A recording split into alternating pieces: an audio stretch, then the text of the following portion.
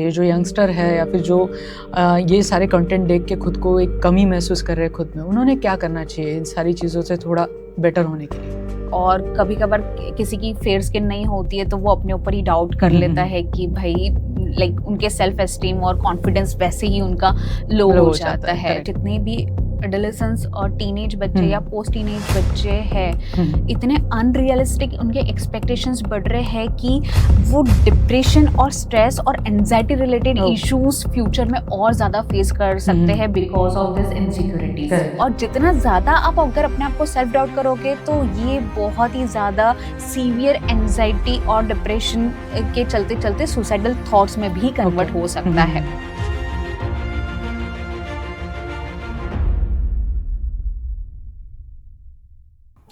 Insecurities है, देखा जाए तो लाइक मैंने जैसे बताया मेरी नाक मुझे उतनी नहीं पसंद है, देन कभी कभार स्किन भी ख़राब हो जाती है। लेकिन ये सारी इनसिक्योरिटीज़ कैसे आती है, क्योंकि जब मैं इंस्टाग्राम चलाता हूँ, फेसबुक चलाता हूँ, व्हाट्सएप चलाता हूँ, तो वहाँ पे मुझे लोगों की सीधा हाइलाइट्स दिखती है कि वो लोग यहाँ पे जा रहे हैं, ये कर रहे हैं, उनकी फिज़ीक अच्छी है, ये सब कुछ दिख रहा है।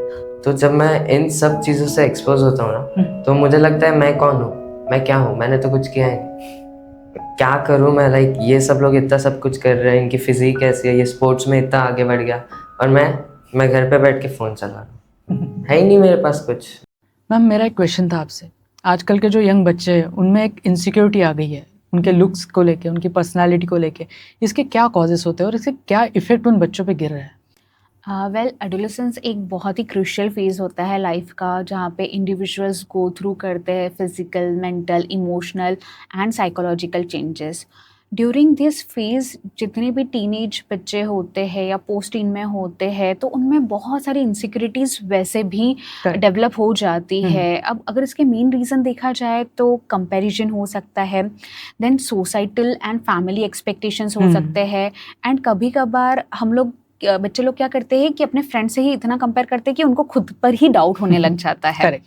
ठीक है, तो इसके मेन रीज़न अगर हम लोग बात करें इनसिक्योरिटीज़ का, तो सोशल मीडिया एक बहुत बड़ा रीज़न हो सकता है। करंट रीज़न जो है, एग्जैक्टली जो करंट है। अगर अपन कंपैरिजन में भी बात करें आज से 20 साल पहले, तो उतना सोशल मीडिया पावरफुल नहीं था। तो लाइक मतलब लाइक जैसी लाइफ चल रही है वैसा लोग चलते थे, वैसे बच्चे धीरे धीरे अपने हिसाब से डेवलप हो रहे थे। बट नाउ इट इज हर एक इंफॉर्मेशन उनके फिंगर टिप्स पे अवेलेबल है। कि आजकल के बच्चे देखो, रील्स बनाना है तो क्या करते हैं, बहुत सारे फिल्टर्स यूज करते हैं। तो इन्फ्लुएंसर्स भी जो है उन्होंने एक अनरियलिस्टिक ब्यूटी स्टैंडर्ड्स को सेट कर दिया है। तो वो भी एक बहुत बड़ा इनसिक्योरिटी का रीज़न हो सकता है।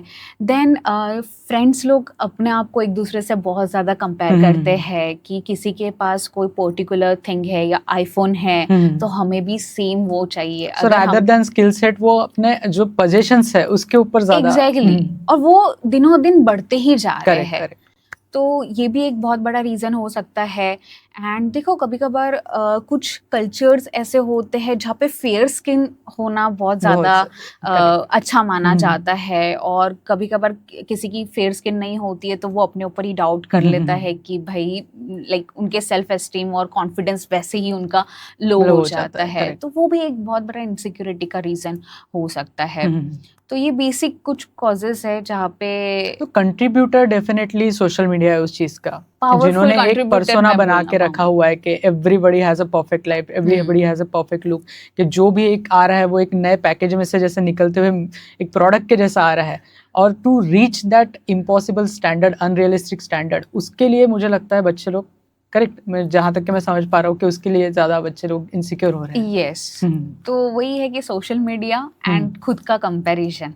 जैसा मान लो कि हम सेलिब्रिटीज़ को डे एंड नाइट देखते ही रहते हैं, तो अगर कोई लड़की है तो उसको ऐसा लगता है कि इस पर्टिकुलर सेलिब्रिटी की फ्लॉलेस स्किन है तो मेरी भी ऐसी ही होनी चाहिए। तो यूजुअली फिर बच्चे क्या करते हैं, कॉस्मेटिक प्रोडक्ट्स सर्च करते रहते हैं, वो चीज जो वो यूज कर रहे हैं वो लगाने से एग्जैक्टली मेरे को ऐसी ही फेयर स्किन चाहिए, मेरे को ऐसी ही जॉ लाइन चाहिए, ऐसे ही लिपस्टिक ब्रांड चाहिए जो 24/7 चले हमारा। तो अगेन फिर इससे एक्सपेक्टेशंस भी बहुत बढ़ते हैं और एक्सपेक्टेशंस के साथ साथ फिर इनसिक्योरिटीज भी बढ़ती है। करेक्ट। तो कहीं ना कहीं मुझे ऐसा लगता है कि प्रॉपर गाइडेंस भी इससे रिलेटेड होना चाहिए। करेक्ट। तो ये जो चीज़ें हैं जिसके वजह से एक अनरियलिस्टिक स्टैंडर्ड तो डेफिनेटली बन चुका है, बच्चों को अपने आपको देखने का नज़रिया बदल चुका है, खुद के फ्लॉज ज़्यादा अच्छे से नज़र आने लग गए हैं, खुद की अच्छाइयों के ज़्यादा खुद की कमियों की तरफ ज़्यादा फोकस हो चुका है। तो क्या लगता है इसका किस तरह से इम्पैक्ट गिर रहा है इनके मेंटल स्टेट पे, इनके इमोशनल, इनके डेवलपमेंट के ऊपर? डेफिनेटली अगर आप रिसर्च पेपर भी कुछ पढ़ोगे, तो मैंने अभी हाल ही में एक रिसर्च पेपर पढ़ा था, वहाँ मैंने पढ़ा जितने भी एडोलेसेंस और टीनेज बच्चे या पोस्ट टीनेज बच्चे हैं, इतने अनरियलिस्टिक उनके एक्सपेक्टेशंस बढ़ रहे हैं कि वो डिप्रेशन और स्ट्रेस और एंजाइटी रिलेटेड इश्यूज फ्यूचर में और ज़्यादा फेस कर सकते हैं because of this insecurities. Correct. तो दिनों दिन जो मेंटल हेल्थ हम लोग हर जगह देखते रहते हैं, तो उसका एक मेन रीजन इनसिक्योरिटीज भी है। उनके डेवलपमेंट फेज में ही उनको एक रुकावट आ जा रही है। एग्जैक्टली। कभी आपने देखा था कि हमारे पेरेंट्स या हमारे दादाजी बोलते थे कि भाई मुझे डिप्रेशन आ रहा है, मुझे स्ट्रेस आ रहा है, मुझे ये करना है, वो करना है, सुसाइडल थॉट आ रहा है। बहुत रेयरली होता था। बट नाउअडेज देखो, छोटे छोटे बच्चे जो होते हैं, because of all this insecurities, उनकी मेंटल हेल्थ, इमोशनल हेल्थ और जो सेल्फ डाउट है, मतलब उनके में पोटेंशियल्स बहुत ज्यादा होती है, लेकिन because of this comparison and insecurities उनको ऐसा लगता है कि भैया मैं कुछ नहीं कर सकता, बिल्कुल, या मैं ये चीज करने के लायक ही नहीं, क्योंकि मेरे पास ये चीज नहीं है, मेरे पास वैलिडेशन नहीं है सोसाइटी का। एग्जैक्टली। मुझे याद है जैसे मैं घर से निकलता था, चलो एक नया ड्रेस पहन लिया, कभी थोड़ा अच्छा दिख गया तो वहाँ कहती थी अरे तू तो सबसे अच्छा बच्चा दिख रहा है। आई थिंक वो वैलिडेशन काफी था पूरा दिन मुझे एक कॉन्फिडेंट और खुश रहने के इसमें। लेकिन आज तक क्या, जब मैंने कोई पोस्ट किया है, एक पिक्चर मैंने डाली हुई है, जब तक उसको इनफ लाइक्स नहीं आते हैं, अब वो मेरा दिन खराब जा रहा है कि मैं सोच रहा हूँ अरे यार सिर्फ 10 ही आए, वो सिर्फ 20 ही आए। एंड पूरा दिन फिर वो बच्चे एक पोस्ट अगर उन्होंने डाली है और उसके ऊपर लाइक्स नहीं आए, कमेंट्स नहीं आए, तो कंटिन्यूसली वो दिमाग में सोचते रहते हैं, अपने माइंड को कंडीशन कर लेते हैं, या ये सोचते हैं यार शायद मुझे कोई प्यार ही नहीं करता है, मुझे कोई लाइक ही नहीं करता है, I am not good enough, may be not worth it, I am not worth it. तो मतलब एक लाइक डिसाइड करता है मतलब उन बच्चों की लाइफ में कि क्या होने वाला है और क्या नहीं हो रहा है। बेसिकली ये ट्रू है ही नहीं। Definitely, right. तो जितना ज्यादा आप सेल्फ कॉन्फिडेंट रहोगे और आपका सेल्फ एस्टीम अच्छा रहेगा, उतना आप लाइफ में ग्रो कर पाओगे। लेकिन जितना ये जो बच्चे हैं एक दूसरे को कंपेयर करते रहते हैं, अपने आप को किसी और या थर्ड पर्सन से कंपेयर करते हैं, सेलिब्रिटीज से या किसी और पर्सन से कंपेयर करते हैं, तो डेफिनेटली उनके मेंटल इमोशनल वेलबींग पे अफेक्ट गिरता ही है। और ये धीरे धीरे क्या करते हैं, स्ट्रेस के रास्ते में चलते हैं। स्ट्रेस से एंजाइटी रिलेटेड इश्यूज आते हैं, एंजाइटी रिलेटेड से पैनिक अटैक्स जैसे इश्यूज आते हैं, फिर वो धीरे धीरे डिप्रेशन की तरफ मुड़ते जो आपको डेवलपमेंट स्टैंड में जो आपकी जो बुनियाद बननी चाहिए, पायनियर बनते जा रही है, वो आपकी वहां पे खोखली होते जा रही है just because of this issue. So ma'am, हमने एक्चुअली रिसेंटली सर्वे किया टू अंडरस्टैंड द इश्यूज जो बच्चे लोग फेस कर रहे हैं, जो एक यंग टीनेजर्स लोग हैं, जो इनसिक्योरिटीज जो है, जो हमें मुझे ऐसे लगा भी नहीं कि इनमें इतनी इनसिक्योरिटीज होगी, but just after asking common questions कि आपको आपके बॉडी से आप खुश हो या नहीं, तो वो इतना एक गेट खोलने की जैसे सारी चीज़ें उनकी धीरे धीरे बाहर आती गई कि नहीं मैं अपने हाइट से खुश नहीं हूँ, मैं अपने एक्ने से खुश नहीं हूँ, नहीं मैं मेरे बालों से खुश नहीं हूँ। सो इवेंचुअली आपको क्या लगता है ये किस तरह से उनके मेंटल और इफेक्ट गिराता है, मेंटल डेवलपमेंट पे, पर्सनल डेवलपमेंट पे, सोशल डेवलपमेंट पे? डेफिनेटली ये एक बहुत बड़ा रीज़न हो सकता है जहाँ हम लोग स्ट्रेस एंजाइटी की बात करते हैं। तो इनसिक्योरिटीज़ में क्या होता है कि मान लो कि कोई एक एडोलेसेंस बच्ची है, उसको थोड़े बहुत एक्ने और पिंपल्स आ गए हैं, तो कभी कभार कुछ बच्चे इतना अपने बारे में फोकस करते हैं कि फैमिली इवेंट्स या सोशल गैदरिंग्स भी अटेंड नहीं करते just because of acne and all, जबकि ये बहुत ही नेचुरल है। करेक्ट। लेकिन उनके दिमाग में ऐसे सोसाइटी का एक स्टैंडर्ड फिक्स हो गया है कि मुझे फ्लॉलेस स्किन चाहिए, वो ग्रुप फोटो में I should be looking good. Exactly. And even boys की भी अगर बात करें तो जैसे उनका कोई फेवरेट सेलिब्रिटी है और उसके कुछ एब्स वगैरह है, तो मेरे को भी सेम एज इट इज वैसे ही एब्स चाहिए। तो जहाँ देखो वहाँ क्या करते हैं, अपने आप को कंपेयर करते हैं। अब मान लो कोई एक बच्चा है जिसके बाल बहुत करली है, तो उसे ऐसा लगता है कि नहीं भाई मुझे कर्ली हेयर्स नहीं चाहिए थे, मुझे स्ट्रेट हेयर्स चाहिए थे। करेक्ट। तो ये जितना ज्यादा वो खुद से एक्सपेक्टेशंस लगाएंगे उतना कॉन्फिडेंस उनका कम होता जाएगा धीरे धीरे, और जितना ज़्यादा सेल्फ डाउट करेंगे तो वैसे वैसे उनका परफॉर्मेंस जो है, चाहे वो एकेडमिक से रिलेटेड हो या पर्सनल लाइफ से रिलेटेड हो, वो बहुत बुरी तरीके से इम्पैक्ट कर सकता है।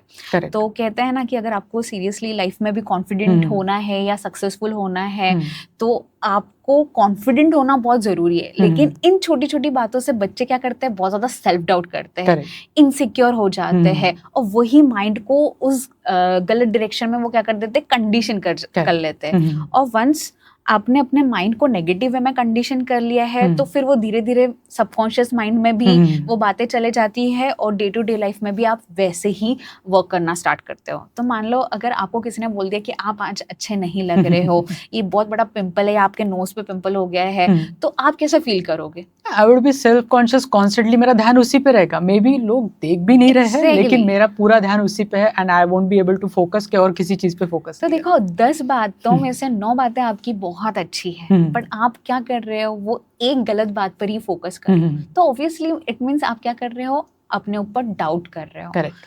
तो जितना आप अपने ऊपर सेल्फ डाउट करोगे उतना आपका कॉन्फिडेंस लेवल भी लो होगा। आपका कॉन्फिडेंस लेवल अगर लो हो गया तो आपको स्ट्रेस और एंजाइटी रिलेटेड इश्यूज भी आ सकते हैं। और अगर ये एडोलेसेंस बच्चे हैं या टीनेज बच्चे हैं या पोस्ट टीन वाले बच्चे हैं जो अडल्ट है, राइट, इनमें फिर धीरे धीरे मेंटल और emotional issues day by day increase ही होते हैं। तो अगर सही टाइम पे इसके ऊपर वर्क कर लिया जाए तो इसका सॉल्यूशन मिल सकता है। इन केस अगर नहीं किया तो फिर ये ऐसे ही चलते रहता है। Definitely. So during this survey हुआ कैसे कि जैसे मुझे लगा कि चलो कॉमन प्रॉब्लम्स है लुक से लेके एक पर्सनालिटी से लेके, but even the basic things which we can't control, जैसे हाइट हो गए जो हम कंट्रोल नहीं कर सकते, उससे रिलेटेड भी इतनी इनसिक्योरिटीज़ है। जैसे एक जो लड़की थी सर्वे में, उनको इतना ज़्यादा उसका सेल्फ कॉन्शियस हो गया अपने हाइट के बारे में कि हर एक ग्रुप मीटिंग में, हर एक ग्रुप सेशन में, वो कहीं पे भी एक सोशल गैदरिंग जब भी हो, दे आर कम्प्लीटली अवेयर, नहीं यहाँ पे कुछ ना कुछ हाइट के लिए बोला जाएगा, नहीं यहाँ पे ये जो भी मे बी वो कमेंट जो पास किया शायद वो मेरे लिए है। तो इसके वजह से भी काफ़ी जो चीज़ हम कंट्रोल भी नहीं कर पाते। मुझे मेरे फ्रेंड्स है, मेरे फ्रेंड सर्कल से ऐसे मुझे सुनने मिलता है कि हाइट छोटी रह गई है, नहीं मेरी आवाज़ नहीं पहुंच रही है उन तक, या फिर तूने कभी कुछ हाइट के बारे में क्यों नहीं किया। इनफैक्ट पेरेंट्स भी बोलते हैं या फिर कुछ रिलेटिव्स है, कुछ अंकल आंटीज़ है जो पहचान के, वो भी बोलते हैं कि हाइट छोटी रह गई, हाइट पे कुछ करना चाहिए था। तो मुझे ऐसा लगता है कि मेरी हाइट छोटी है, ठीक है, आई एक्सेप्ट कि वो थोड़ी बड़ी होनी चाहिए थी, पर छोटी हाइट रही तो वो भी नॉर्मल है ना। yes. तो उसे लुक एट रानी मुखर्जी। हाँ, इतने सब होने के बाद भी ये लोग हमें क्यों बोलते हैं कि हाइट छोटी रह गई है, you should do something for it. ठीक है, मुझे अच्छा लगता है, मेरी हाइट छोटी है, आई लव इट। क्यों सबको हाइट बड़ी रखना इज इम्पोर्टेंट। छोटी हाइट के लोग भी कुछ ना कुछ कर ही सकते हैं ना। Of course. बड़ी हाइट होना is not that much important. छोटी हाइट वाले भी तो पढ़ ही रहे, उन्हें क्या है, उन्हें थोड़ी ना कोई आसमान छूना है इतनी बड़ी हाइट होके। डेफिनेटली जितने भी बच्चे हैं वो काफ़ी सेंसिटिव होते हैं जब वो अपने ग्रोइंग फेज में होते हैं, तो आप उनको अच्छा बोलो बुरा बोलो, लिटरली वो सारी चीज़ें ग्रैब कर लेते हैं स्पंज की तरह। एग्जैक्टली वो अब्जॉर्व करते हैं क्योंकि उनके मतलब लाइक वो पीरियड ही ऐसा चलता है कि जितनी इंफॉर्मेशन उनको अपने सराउंडिंग से मिलते हैं वो चाहे वो फिल्टर नहीं हो पा रही है, वो फिल्टर नहीं हो पाती है, और चाहे वो पॉजिटिव हो चाहे नेगेटिव, उनको ऐसा लगता है कि वो सिर्फ मेरे लिए ही बोला गया है। तो ऐसे मैंने बहुत सारे बॉयज को भी देखा है, गर्ल्स को भी देखा है, अगर उनकी हाइट कम है या शॉर्ट है तो वो बहुत इन्फीरियर फील करते हैं अगर कोई बच्चा ऐसा है जो उनसे हाइट में बड़ा है। नहीं, definitely I agree with you. जैसे मैं जब टीनेज में था, जब मैं 10th में 12th में था, मेरा भी हाइट है कि 5 फीट 5'2" इस तरह का हाइट था, डेफिनेटली काफ़ी कम था। आई मीन मेरा पूरा फैमिली में ही वैसा है, तो मुझे घर से तो बताया जाता था you are okay, everything is fine, but definitely एक नोटिस होता था कि maybe people are looking at me, maybe जो एक सर्टन चीज़ें दूसरे लोग कर पा रहे हैं, वो एक बाइक चला पा रहे हैं, वो एक चीज़ कर पा रहे हैं जो मैं नहीं कर पा रहा। जब भी जिम में जाते था तो ऐसा लगता था कि नहीं यार, लोग देख रहे कि यार तू क्या कर रहा है, पहले हाइट पे काम कर ले, बाद में बॉडी बना लेना। तो ये जो चीज़ें हैं अफेक्ट करती है, और जो आज तक के वो एक इनसिक्योरिटी है, जब भी एक टॉपिक निकलता है हाइट रिलेटेड, तो आज भी मुझे एक थोड़ा सा एक कॉर्नर में है कि वो एक चुभता है कि नो मे बी अभी भी उसमें कमी है। तो ये मुझे लगता है कि जैसे आपने कहा कि वो एक धीरे धीरे वो एक स्पंज की जैसा सारी चीज़ें सोक करते जा रहे हैं, और फिर वो इवेंचुअली वो पार्ट बन जाता है उनके ओवरऑल पर्सनालिटी का। सो जो भी हमने बातें की इसके बारे में कि कौन कौन सी इनसिक्योरिटीज़ और किस तरह से बच्चे उससे डील कर रहे हैं, लेकिन बच्चों ने खुद क्या करना चाहिए, जो यंगस्टर है या फिर जो ये सारे कंटेंट देख के खुद को एक कमी महसूस कर रहे हैं खुद में, उन्होंने क्या करना चाहिए इन सारी चीज़ों से थोड़ा बेटर होने के लिए? वेल मुझे ऐसा लगता है कि सबसे पहले आप जैसे भी हो, जैसे भी आपका स्किन कलर है, हेयर कलर है, या आपकी हाइट शॉर्ट है या टॉल है, प्लीज एक्सेप्ट योरसेल्फ, क्योंकि आपको जैसा भगवान ने दिया है आप खुद यूनिक हो। लेकिन अगर आपके जो सराउंडिंग में कुछ ऐसे लोग भी होंगे शायद जो आपको बार बार पोक करते होंगे, तो स्मार्ट बड़ा दिखता है लेकिन तेरी हाइट काश थोड़ी सी बड़ी होती है, राइट? थोड़ा तेरा जो स्किन का कलर होता वो फेयर होता, तो ऐसे तो आपके सराउंडिंग में बोलने वाले आपको हजारों लोग मिल जाएंगे, बट आप इन लोगों का अगर टेंशन लोगे तो ये धीरे धीरे टेंशन डिप्रेशन में कन्वर्ट हो जाएगा। correct. और जितना ज्यादा आप अगर अपने आप को सेल्फ डाउट करोगे तो ये बहुत ही ज्यादा सीवियर एंजाइटी और डिप्रेशन के चलते चलते सुसाइडल थॉट्स में भी कन्वर्ट हो सकता है। तो मुझे ऐसा लगता है इतनी अच्छी लाइफ दी है तो सबसे ज्यादा आपको फोकस करना चाहिए अपने आप पे। तो सबसे पहले तो आप खुद को अपने आप को एक्सेप्ट कर लो कि मैं जैसा भी हूँ मैं बेस्ट हूँ।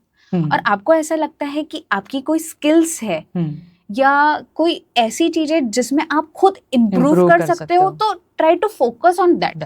तो जितना ज्यादा आप उस प्रॉब्लम के सॉल्यूशन पे फोकस करोगे उतना बेहतर तरीके से आप लाइफ में ग्रो कर पाओगे। फॉलो द कंटेंट मोस्टली जो हमें इंस्पायर करे, जो हमें इन्फ्लुएंस ना करे गलत चीजों पे, जो हमारे फॉल्स और हमारी जो गलतियां ही ना हमें दिखाए। मुझे ऐसा लगता है कि सोशल मीडिया जो है वो बहुत ज़्यादा पावरफुल है। Correct. और आजकल तो हमारे फिंगर टिप पर ही सारी इंफॉर्मेशन अवेलेबल है। तो चाहे आपको कोई भी थिंग्स लर्न करना है तो आप बस सोशल मीडिया या मोबाइल के हिसाब से आप क्या कर सकते हो, क्लिक कर सकते हो, उसे फॉलो कर सकते हो। बट मुझे ऐसा लगता है कि ऐसे कंटेंट आप फॉलो करो जो आपको आपकी लाइफ में ग्रो करने के लिए क्या कर रहे हैं, इंस्पायर कर रहे हैं, मोटिवेट कर रहे हैं। ना कि ऐसे कंटेंट आप फॉलो करो जिसमें सिर्फ बाहरी दुनिया बताई है कि भैया पॉइंट आउट कर रहे हैं कि ये चीजें आप में गलत है। तो जब आप गलत कंटेंट देखते हो या ऐसे कंटेंट देखते हो जो आपके मेंटल हेल्थ के लिए हार्मफुल है, तो सबकॉन्शियसली वो गलत चीजें आप अपने दिमाग में रख देते हो। और फिर आपका जो माइंड है, आप अपने माइंड को उस तरीके से कंडीशन कर लेते हो। और जिस तरीके से आप नेगेटिव वे से या पॉजिटिव वे से अपने सबकॉन्शियस माइंड को अगर कंडीशन कर लेते हो तो वैसी चीजें आपकी लाइफ में होने लगती है। जनरल लैंग्वेज में से कहते हैं मैनिफेस्टेशन। Correct, right? तो अगर हम मैनिफेस्टेशन की भी बात करें तो बहुत लोगों से मैंने ये सुना है और बहुत बुक्स में भी पढ़ा है, जितना ज्यादा आप किसी भी चीज के बारे में सोचोगे, चाहे पॉजिटिव चाहे नेगेटिव हो, वो आपकी लाइफ में मैनिफेस्ट हो जाएगी। तो जितने भी स्टूडेंट्स बेसिकली यंगस्टर्स इस रील को देख रहे हैं या इस वीडियो को देख रहे हैं, मैं आप सभी से एक ही बात कहूंगी कि जैसे भी हो आप अपने आप को एक्सेप्ट करो and be confident in whatever you are doing and be cautious about what kind of content you are watching. Exactly. और उसके अलावा आप जिस तरह के सराउंडिंग में हो, जो आपके पीयर्स है, जो आपके दोस्त है, वो ऐसे हो जो मोस्टली जो डेवलपमेंट की बात करें, ग्रोथ की बात करें। मुझे लगता है कि सराउंडिंग आपको चूज करना चाहिए। करेक्ट। क्योंकि ऐसा बिल्कुल भी नहीं होगा कि अगर आप 10 लोगों के बीच में बैठे हो तो 10 में से 10 अच्छे ही होंगे। तो sometimes you have to choose कि भाई ये 4-5 लोग सिर्फ ग्रोथ की बात कर रहे हैं, तो शायद मैं अपनी पर्सनालिटी से रिलेटेड भी ग्रोथ कर सकता हूँ, मैं अपनी करियर से भी रिलेटेड ग्रोथ मतलब करियर में भी मैं ग्रो कर सकता हूँ अगर मैं इन लोगों के बीच में बैठ सकता हूँ। ना कि वो लोग जो बस ये बात कर रहे कि क्या लेना है, कहाँ जाना है, कौन से क्लब में जाना है। छोटा सा एग्जांपल हम लोग लेते हैं और उससे समझने की कोशिश करते हैं। मान लो 4 ऐसे फ्रेंड्स हैं जो रोज बातें करते हैं कि मैंने ये पिक्चर देखी, मैं यहाँ घूमने गया, मुझे ये करना है, मुझे वो करना है, आईफोन लेना है। एग्जैक्टली। सिर्फ ऊपरी ऊपरी बातें कर रहे हैं, ठीक है, और पूरा फिक्स माइंडसेट में जा रहे हैं, पूरा नेगेटिव बातें कर रहे हैं और पूरा टाइम गॉसिप्स कर रहे हैं। तो 5वां नंबर अगर आप वहां पे रहोगे तो डेफिनेटली आप अपने माइंडसेट को वैसे कन्वर्ट कर लोगे और वही चीजें आपकी लाइफ में फिर होने लगेगी। ऑन द अदर हैंड कुछ 4-5 बच्चे ऐसे हैं या कुछ पर्सन ऐसे हैं जो लिटरली आपको ज्ञान दे रहे हैं आपकी पर्सनल लाइफ से रिलेटेड, आपके काम से रिलेटेड।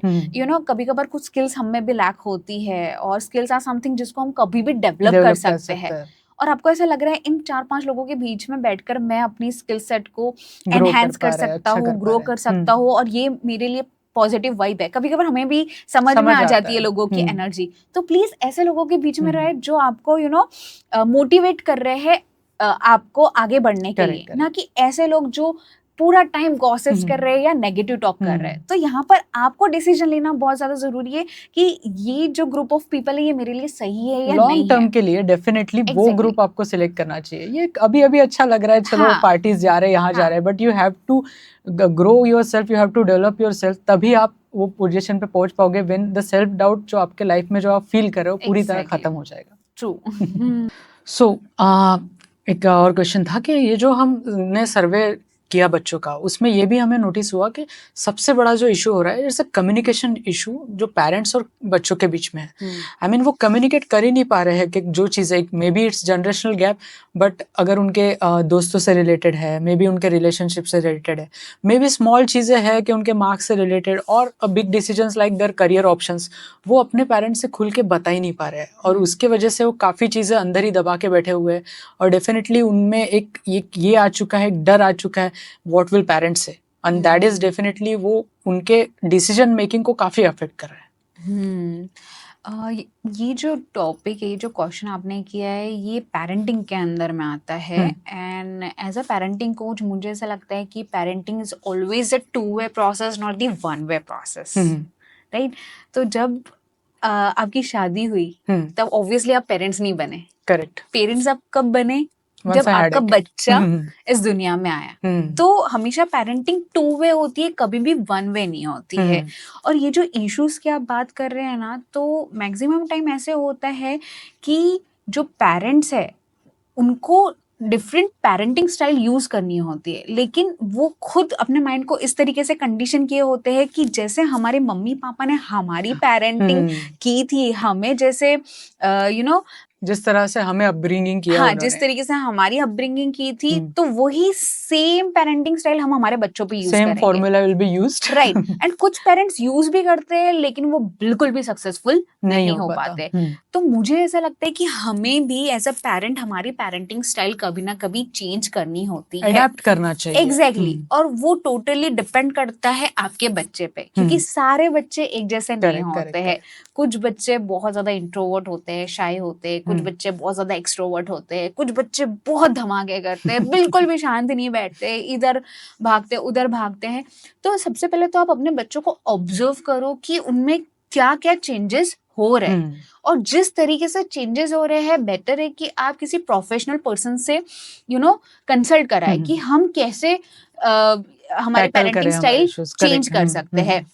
अब आपने कहा कि बच्चों में अग्रेशन बहुत ज्यादा बढ़ रहा है, या बच्चे अपने पेरेंट्स से प्रॉपर तरीके से खुलकर बात नहीं कर पा रहे हैं, क्योंकि हमेशा उनको एक डर दिमाग में रहता है कि अगर मैंने मम्मी पापा को ये बात बोली, चाहे वो मेरे फ्रेंड से रिलेटेड हो या फ्रेंड के बॉयफ्रेंड से रिलेटेड हो या मुझसे रिलेटेड हो या मेरे कोई इमोशनल अप्स एंड डाउन्स हो रहे, तो या तो मुझे मेरे पेरेंट्स जज करेंगे, या तो मुझे थप्पड़ मारेंगे, या तो मुझे डांटेंगे। तो जब ये 3-4 जो डर है, जो फियर है, वो बच्चों के मन में रहता है ना, तो समझ लो कि बच्चा आपसे वैसे भी खुलकर बात नहीं कर पाएगा। बट मैक्सिमम लोग कहते हैं कि यार बच्चों के साथ फ्रेंड बनो। मुझे ऐसा लगता है फ्रेंड्स के साथ पेरेंट्स भी बनना बहुत ज्यादा इम्पोर्टेंट है। Parents of physically fine line है जो आपको मेंटेन करना जरूरी है, लेकिन मेंटली, इमोशनली और सोशली जो एक बॉन्डिंग होनी चाहिए अपने बच्चों के साथ, वो भी आपको मेंटेन करते आना चाहिए। तो बच्चा आपके साथ कब खुलेगा? जब आप सुनोगे। रिलेशन तो अच्छा ही है, पर कभी कभी मतलब हम बताते और वो नहीं समझते तो हो जाता है ना झगड़ा वगैरह, मतलब और कितने भी समझे वो नहीं समझते। हम एक्सप्लेन कर करके थक जाते हैं, पर मतलब उनकी जनरेशन के अब जो है मतलब तो अभी वो कैसे समझेंगे, हम मतलब हम एक्सप्लेन भी नहीं कर पाते कि हमको क्या फील होता है। जैसे गवर्नमेंट जॉब, मतलब तुम कॉम्पिटिटिव एग्जाम देते रहो, नहीं करना है हमको। मतलब देते रहे, पर जो हमें करना है उसमें करना है, तो नहीं तो कुछ नहीं होगा। राइट। मैंने बहुत सारे केसेस ऐसे देखे जहाँ पेरेंट्स है ना सुनते ही नहीं। बच्चे ने एक वर्ड बोला, पेरेंट्स ने 10 वर्ड बोले। तो आप क्या कर रहे हो, उनकी बातों को बीच में ही स्टॉप कर रहे हो, काट रहे हो। तो वो बच्चा कैसे बोलेगा आपको कि पापा मुझे ये प्रॉब्लम है, मम्मी मुझे ये प्रॉब्लम है। मुझे ऐसा लगता है कि जब बच्चा आपके पास आता है तो विदाउट एनी जजमेंट उसकी पूरी बात सुनो, from starting to ending, understand his perspective. Exactly.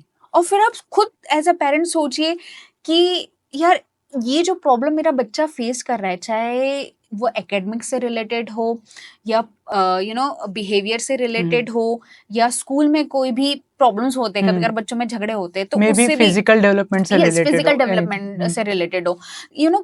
जो एडोलेसेंस बच्चे होते हैं उनमें क्या होता है, इमोशनल अप्स एंड डाउन्स भी बहुत होते हैं, हार्मोनल चेंजेस भी बहुत होते हैं। तो कभी तो बहुत ज्यादा एक्साइटेड रहते हैं और कभी तो ऐसे फील करते हैं कि जैसे इस बच्चे से ज्यादा कोई डिप्रेशन में है ही। करेक्ट। राइट। बट पेरेंट्स को हमेशा ऐसा लगता है कि भाई मेरा बच्चा हमेशा चिड़चिड़ करता है, हमेशा इसके मूड स्विंग्स होते हैं, मैं आवाज देती हूँ बार बार तो सुनता ही नहीं है। बट इसके पीछे क्या रीजंस हो सकते हैं? जब हम बैठेंगे हमारे बच्चों के साथ और वो प्रॉपर तरीके से कम्युनिकेट करेंगे, तो जब बच्चे कम्युनिकेट करते हैं प्रॉपर तरीके से अपने पेरेंट्स के साथ, तो एक ट्रस्ट बिल्ड होता है। और जैसे ही वो ट्रस्ट और वो रैपो बिल्ड हो जाता है, तो बच्चे में इतना कॉन्फिडेंस हो जाता है कि चलो अगर मैं कोई भी प्रॉब्लम में फंस गया तो मेरे पेरेंट्स हमेशा मेरे साथ खड़े रहेंगे। तो वहां पे आप अपने बच्चों का समझ सकते हो कि यार ये सही डायरेक्शन में जा रहा है या गलत डायरेक्शन में जा रहा है, रूट कॉज तक के पहुंच सकते हो। एग्जैक्टली। और वंस आपने वो रूट कॉज आइडेंटिफाई कर लिया है, so as a parent, as a mature personality, आप अपने बच्चों को क्या कर सकते हो, प्रॉपर तरीके से गाइड कर सकते हो। लेकिन अगर आपने अपने बच्चों की बात को आधा काटा या वहां पे डांटना स्टार्ट कर दिया या नेगेटिव वे में बोलना स्टार्ट कर दिया, तो वो दोबारा आपके पास कभी भी नहीं आ पाएंगे। तो listening to your children is very important। बिल्कुल बराबर है। जिस तरह से हमने बात की बच्चों से, वही दिखा कि वो इतने डर चुके हैं और एक जजमेंट के लिए और एक तरह से रुकावट के लिए, और एक उनको एक ये बन चुका है उनके इसमें आइडिया कि when I speak to parent वो ऐसा ही जवाब देंगे। उनके इसमें ऐसा है ही नहीं कि दो राय नहीं, चलो ट्राई करके देखते हैं, चलो let's see may be they will react differently. Any single problem उन्हें लगता है नहीं पेरेंट्स ऐसा ही बोलने वाले हैं, नहीं मे बी इस पे डांटेंगे ही। और ऐसा होने की वजह से उनका एक माइंडसेट बन चुका है कि वो अगर उनके, और जब पेरेंट्स बात करने के लिए नहीं है तो मे बी उनके पास दोस्त भी बात करने के लिए नहीं। और ऐसे वक्त ऐसा होता है कि वो जितना भी वो रिप्रेस करके बैठे हुए हैं कि जो भी इश्यूज उनमें है वो बैठे हुए। तो जैसे हमने एक इनसे बात किया, एक बच्चे से बात किया, पता चला कि वो अपने पेरेंट्स से ठीक है, उनका रिलेशन अच्छा है, सब कुछ मेंटेन हो रहा है, लेकिन उनके पेरेंट्स जो है उनके जो आइडियोलॉजीज है वो भी अपने बच्चों पे थोप रहे हैं। कि जिस तरह से एक रिलीजियस एस्पेक्ट था उसमें कि हाँ बच्चा रिलीजियस रहना चाहता है, लेकिन पेरेंट्स जो होते हैं नहीं आपको ये उपवास करना ही पड़ेगा, नहीं आपको ये धागा बांधना ही पड़ेगा, नहीं अगर हम इस दिन नॉनवेज नहीं खा रहे आपको करना ही पड़ेगा। बच्चा ये सोच रहा है अरे पर क्यों, कोई रीजन तो बताओ उसके पीछे। चलो एक तो भगवान की पूजा करना ये बिल्कुल सही है, पर अब आप तो पूरे रूल्स एंड रेगुलेशंस खड़े कर रहे हो जिसके पीछे कोई बेसिस ही नहीं है। तो इससे आपको क्या लगता है किस तरह से डील करना चाहिए? कहीं ना कहीं मुझे ऐसा लगता है कि थोड़ी बहुत बच्चों को फ्रीडम भी देना चाहिए, लेकिन फ्रीडम हमेशा गाइडेंस के साथ देना चाहिए। राइट।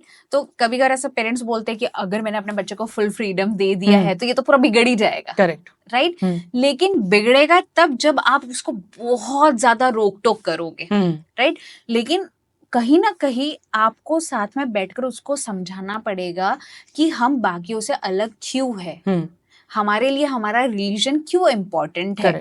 हम हमारी बातें आप पे थोप नहीं रहे हैं, लेकिन मुझे ऐसा लगता है कि ये साइड से भी अगर आप करोगे तो बेहतर रहेगा। अब डिसीजन आपका है कि आपको करना है या नहीं करना है, पर मुझे ऐसा लगता है कि ये अपने अंडरस्टैंड कि ये क्यों करे, ना कि बस बता दो कि ये करना है। एग्जैक्टली। तो शायद कहीं ना कहीं उस बच्चे के भी दिमाग में ये आएगा कि चलो मेरे पेरेंट्स मेरे को जबरदस्ती नहीं कर रहे हैं, तो मुझे भी उनके लिए कुछ ना कुछ करना चाहिए। तो शायद थोड़ा उसके दिमाग में ये थॉट्स आएंगे कि ठीक है मेरे को ये करना है, लेकिन मेरे को लिमिट में करना है। करेक्ट। और धीरे धीरे फिर बच्चे क्या होते हैं, खुद ही मैच्योर होते हैं और कुछ टाइम बाद वो करना बंद भी कर देते हैं। बराबर। लेकिन आप बहुत ज्यादा प्रेशराइज करोगे, बहुत ज्यादा डोमिनेंट हो जाओगे एज अ पेरेंट कि तुझे ये करना ही है, तुझे यहाँ जाना ही है, तुझे वो करना ही है, तो डेफिनेटली वो आपके बच्चों को और ज्यादा अग्रेसिव बना सकता है और उनके और आपके बीच की जो बॉन्डिंग है वो और भी ज्यादा कम हो सकती है। Correct correct. तो बॉन्डिंग बनाना है तो आपको बैठाकर अपने बच्चों को समझाना बहुत ज्यादा इम्पोर्टेंट है और सुनना बहुत जरूरी है। बिल्कुल बराबर, बिल्कुल। जब तक कि आप पूरी बात नहीं सुनोगे अपने बच्चों की, तो जैसे एक पेरेंट के लिए अपना बच्चा उनकी पूरी दुनिया है, हम भूल ही जाते कि बच्चे भी उसी तरह से देखते हैं पेरेंट को। लेकिन जब आप वो एक अटेंशन और वो सारी चीजें जो एक निगेटिव एक आपका जो पर्सोना बनते जाता है, तो धीरे धीरे फिर बच्चा आपकी तरफ मुड़ने के बजाय वो गलत चीजों में मुड़ना चालू करता है, गलत संगत में मुड़ना चालू करता है। जैसे बात करते वक्त हमें पता चला कि एक जो बच्चा है जो ड्राइंग में काफी अच्छा है, जो उसके स्किल्स है काफी, उसको उस चीज में इंटरेस्ट है, पर पेरेंट्स फोर्स करे कि नहीं तूने बस एकेडमिक्स में अच्छा होना चाहिए। तो जब भी वो कुछ उसे अचीवमेंट मिलती है इन चीजों में, जो भी उसको ड्राइंग्स में या फिर जो भी उसके स्किल सेट में उसके अचीवमेंट मिलते हैं, पेरेंट्स नोटिस ही नहीं करते। और जब उसका अवार्ड फंक्शन होता है तो पेरेंट्स आते नहीं है, और जब वो दिखाता है कि दिस इज द मेडल जो मुझे मिला हुआ है, उसे भी नोटिस नहीं करते। तो ये जो एक अप्रूवल चाहिए था पेरेंट्स से, जो एक क्लोजनेस चाहिए था, एक ये चाहिए था कि एक रिस्पेक्ट चाहिए थे पेरेंट्स से, वो मिलना बंद हो गया। इसके वजह से वो बच्चा अभी खुद को ये महसूस करता है कि नहीं, मे बी मैं उस लायक का ही नहीं हूँ, मे बी मैं आई एम वर्थ नहीं हूँ उस चीज़ के। तो इस चीज़ का भी डेफिनेटली एक नेगेटिव इम्पैक्ट। मेरे पेरेंट्स का रिलेशन अच्छा है, बट एक लिमिट तक मैं शेयर कर सकता हूँ, एक लिमिट तक। जैसे कि मैं एक आर्ट बैकग्राउंड से हूँ, मुझे आर्ट्स करना बहुत पसंद है, स्केचेस, चारकोल मेरा स्पेशलिटी है। मैं बहुत कॉम्पिटिशन जाता हूँ, मुझे बहुत सारे प्राइजेस मिले हैं, स्टेट नेशनल तक। बट हर एक प्राइज मैंने अकेले ने लिया है, मेरे साथ कोई नहीं था। लाइक मेरे पेरेंट्स हमेशा बिजी रहते हैं उनके वर्क में, उनका वर्क इम्पोर्टेंट है, ठीक है, पैसे नहीं तो मैं खुद यहाँ पे कुछ नहीं कर पाऊंगा। बट जब मुझे वो मिला है अवार्ड, मेरे साथ कोई नहीं था। मेरे फ्रेंड्स जिनको भी अवार्ड्स मिले हर मतलब कुछ कॉम्पिटिशन में मेरे साथ, उनके साथ उसकी मम्मी, उनके दादाजी पूरे टाइम रहते थे। मेरे एक फ्रेंड, अब भी रिसेंटली मुझे एक एग्जीबिशन में अवार्ड मिला था, मेरे प्लस एक मेरे फ्रेंड को भी मिला था। तो उसके घर पे उसको मैं ड्रॉप करने गया था, उसकी मम्मी ऑलमोस्ट रोने पे आ गई थी कि वो नहीं आ पाई अवार्ड के लिए। एंड मैं वो मेडल पहन के मेरे घर पे गया था, मेरे घर वालों ने जब तक मैंने बोला नहीं, उन्होंने नोटिस भी नहीं किया था। ये एक नहीं, बहुत ज़्यादा नेगेटिव इम्पैक्ट हो सकता है इन सारी चीज़ों से, क्योंकि जब आप अपने बच्चों को अप्रिशिएट नहीं करते हो उनकी छोटी छोटी अचीवमेंट्स के लिए, तो वो क्या करता है, अपने आप को आइसोलेट करना स्टार्ट करता है। राइट? तो मान लो कि आपके बच्चे में बहुत कैलिबर है, बहुत पोटेंशियल है और बहुत आगे तक के जाकर सक्सेसफुल हो सकता है, लेकिन उसकी सक्सेस उसके घर से स्टार्ट होगी। क्योंकि दुनिया में आपको कोई कितना भी अप्रिशिएट कर ले, लेकिन आपके पेरेंट्स अगर आपको अप्रिशिएट नहीं कर रहे हैं तो बच्चा वैसे ही डिमोटिवेट हो जाता है। अगर पेड़ से ही न्यूट्रिशन नहीं मिल रहा है तो फल बढ़ेगा कैसे? Correct, right? तो मुझे ऐसा लगता है कि आपको अपने बच्चों के छोटे छोटे अचीवमेंट्स को अप्रिशिएट करना चाहिए। और आपको ऐसा लग रहा है कि आपका बच्चा यहाँ लैक कर रहा है या गलत काम कर रहा है, तो आप बैठा कर उनसे पूछो और उन्हें proper step by step guide करो बिना डांटे। कुछ एग्जाम्पल्स के तौर पे भी आप क्या कर सकते हो, गाइड कर सकते हो। लेकिन प्रॉब्लम यही है कि हम हमारे बच्चों की पूरी बात सुनते नहीं हैं, उनकी छोटी छोटी अचीवमेंट में हम उन्हें अप्रिशिएट भी नहीं करते हैं, और बोलते हैं ना कि अगर 1000 लोग भी तालियां बजाने वाले हैं आसपास में, लेकिन हमारे खुद के पेरेंट्स ही वहां पर नहीं है, हमारे खुद के सिबलिंग्स ही वहां पर नहीं है, तो बच्चा वैसे ही डिमोटिवेट हो जाता है। उन तालियों का मतलब ही नहीं है, मे बी क्योंकि आपका अप्रिशिएशन उनके लिए ज्यादा इंपॉर्टेंट है। हाँ, तो वो 10 गुना और ज्यादा काम कर सकता है। आपकी काम करने की प्रोडक्टिविटी ही बढ़ जाती है जब आपके खुद के पेरेंट्स आपको अप्रिशिएट करते हैं। लेकिन जब घर से ही वो अप्रिशिएशन नहीं मिलता है तो वो बच्चा देखना लाइफ में सक्सेसफुल भी हो जाएगा, लेकिन वो इमोशनली अपने आप को ऐसे कमजोरी समझेगा और हमेशा उसके दिमाग में वो थॉट्स चलते रहेंगे, यार कि मैंने ऐसा क्या गलत कर दिया कि मेरे पेरेंट्स मुझे अप्रिशिएट नहीं कर रहे हैं। जो लेवल का कॉन्फिडेंस में आना चाहिए वो कहीं ना कहीं आ नहीं पाएगा। और जिस एक अच्छाई की वजह से भी जब आपके तरफ पेरेंट्स, एक बच्चे पेरेंट्स के तरफ नहीं मुड़ पा रहे हैं, तो जब उनके लाइफ में कुछ बुरा भी होता है, जब वो अकेला महसूस करते हैं, मे बी वो बीमार है, मे बी किसी एक फाइनेंशियल क्राइसिस से जा रहे हैं या फिर किसी एक दुविधा में फंसे हुए, तब भी वो आपको अप्रोच नहीं करेंगे, क्योंकि वो दोस्त, वो इंसान, एक सुनने वाला, एक पेरेंट, एक गार्डियन आप बन ही नहीं पाए उसके। इसलिए तो आजकल मैक्सिमम बच्चे कंप्लेंट करते हैं, मतलब एज अ काउंसलर मैंने ये देखा है काउंसलिंग सेशन में कि मुझे ऐसा लगता है मेरे फ्रेंड्स से मैं सारी बातें शेयर कर लूँ, लेकिन सेम बातें अगर आप मुझे बोलोगे कि मेरे पेरेंट्स से या फादर या मदर से शेयर करने बोलो, मैं पॉसिबल ही नहीं हो पाता है, क्योंकि मुझे हमेशा से ऐसा लगता है कि यार वो मुझे डांटेंगे या कुछ बोल देंगे गलत और वो तरीके से समझ ले ही नहीं लेंगे। पाएंगे। मैं बोल रही हूँ ना कि वो नहीं समझ पाएंगे, मतलब वो श्योरिटी देते हैं मुझे कि मेरे पेरेंट्स मुझे नहीं समझते हैं, इसलिए मैं सारी बातें अपने फ्रेंड्स के साथ जाकर शेयर करता हूँ या शेयर करती हूँ। तो यहाँ पर क्या हो रहा है, बॉन्डिंग पेरेंट्स और बच्चों की टूट रही है देखा जाए तो धीरे धीरे, और जो ये टेम्पररी बॉन्डिंग है जो मे बी वो कंटिन्यू ना हो, उनसे जुड़ रहे हैं। अब आप देखिए कि यहाँ पर बहुत सारे गलत डिसीजंस वो अपनी लाइफ में ले सकते हैं, क्योंकि अगर मान लो कुछ एडवाइस चाहिए, कोई काम उनको करना है लाइफ में, तो वो अपने फ्रेंड्स से जाकर मांगते हैं, राइट। अब फ्रेंड्स के पास भी उतना ही दिमाग है जितना उनके पास दिमाग है, करेक्ट, और उतना ही एक्सपीरियंस है जितना इनके पास है, तो जो उसका जितना नॉलेज है, एक्सपीरियंस है, वो उसको उसके हिसाब से ही एडवाइस देगा।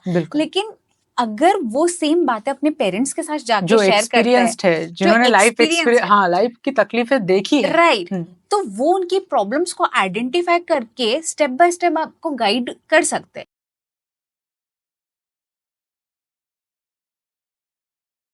जो भी हमने थ्रू आउट सर्वे किया हुआ था, उसमें ये डेफिनेटली पता चला कि बच्चों का पेरेंट्स के साथ जो बॉन्डिंग होना चाहिए, जो एक समझ होना चाहिए, जो एक नजरिया होना चाहिए, वही बदल चुका है। उसे ठीक करने के लिए आप क्या एडवाइस देना चाहोगे?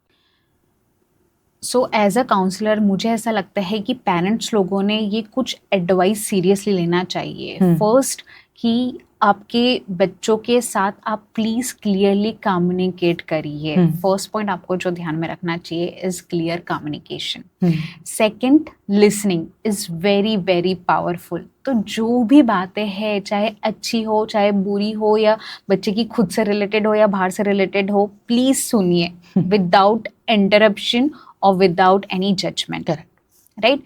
Third, set boundaries with flexibility, ना। कुछ चीजें आपको बच्चों को सही टाइम पे बतानी होती है, वहाँ पे आपको आपकी बाउंड्रीज भी सेट करनी चाहिए और कहीं ना कहीं आपको फ्लेक्सिबल भी होना चाहिए, correct.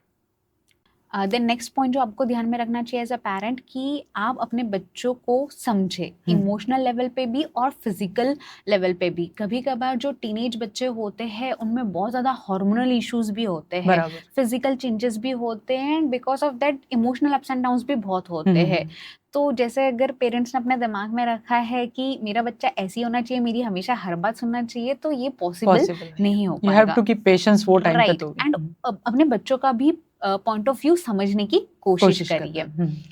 Another point is try to be a role model, है ना। समझने की कोशिश करिए। जितना ज्यादा आप अपने बच्चों को समझने की कोशिश करेंगे या एम्पैथी शो करोगे, उतनी आपकी और आपके बच्चे की बॉन्डिंग अच्छी होगी। तो बॉन्डिंग जब अच्छी होगी ना, तो ऑटोमेटिकली बच्चा खुद आकर अपने साथ, आपके साथ क्लियर कम्युनिकेशन करेगा और सारी बातें शेयर करेगा, क्योंकि उसको जजमेंट का डर नहीं रहेगा कहीं पे भी। सो हमने सोशल मीडिया पे सर बहुत बातें की, तो मुझे ऐसा लगता है कि पेरेंट्स को बच्चों को एनकरेज करना चाहिए कि healthy social media habit develop करे, जिससे वो अपने माइंड को ग्रोथ माइंडसेट में डेवलप कर सके, ना कि फिक्स माइंडसेट में। तो ये भी पेरेंट्स एनकरेज कर सकते हैं, मॉनिटर करके। एग्जैक्टली, बिकॉज अभी हम हमारे बच्चों को या किसी और को ये नहीं बोल सकते कि आप कंप्लीटली सोशल मीडिया से हट जाइए। It has become a part of their life. Exactly, तो ये पॉसिबल ही नहीं है।